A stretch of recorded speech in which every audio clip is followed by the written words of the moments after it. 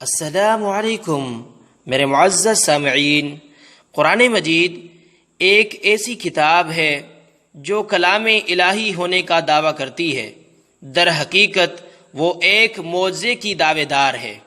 اس دعویٰ کی کسی بھی دور میں بآسانی تصدیق ممکن ہے، اور اس دور میں معیار کے مطابق تصدیق ممکن ہے۔ مسلمان اس امر پر یقین رکھتے ہیں۔ قرآن پاک اللہ تعالیٰ کی آخری اور حتمی کتاب ہے۔ یہ معجزوں کا معجزہ ہے اور یہ انسانیت کے لیے رحمت ہے، اور تمام تہذیبوں اور ثقافتوں میں ادب اور شاعری انسانی جذبات کے اظہار کا ذریعہ رہی ہے۔ دنیا نے وہ دور بھی دیکھا جب ادب اور شاعری فخر کی ایک علامت سمجھی جاتی تھی، بالکل اسی طرح جس طرح آج کل کے دور میں سائنس اور ٹیکنالوجی فخر کی ایک علامت تصور کی جاتی ہے۔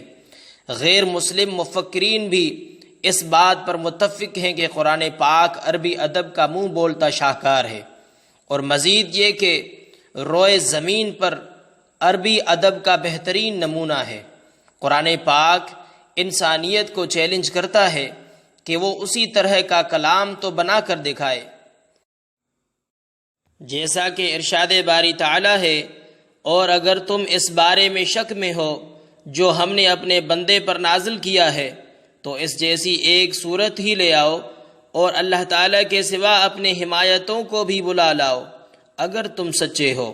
پھر اگر تم نے نہ کیا اور تم ہرگز نہ کر سکو گے تو اس آگ سے ڈرو جس کا ایندھن انسان اور پتھر ہوں گے، جو کافروں کے لیے تیار کی گئی ہے۔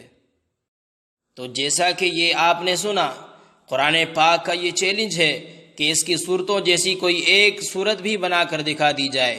یہی چیلنج قرآن پاک میں کئی مقامات پر دہرایا گیا ہے، لیکن آج تک کوئی اس چیلنج کو قبول نہیں کر سکا، اور قرآن پاک کی صورتوں جیسی کوئی ایک صورت بھی نہیں بنا سکا۔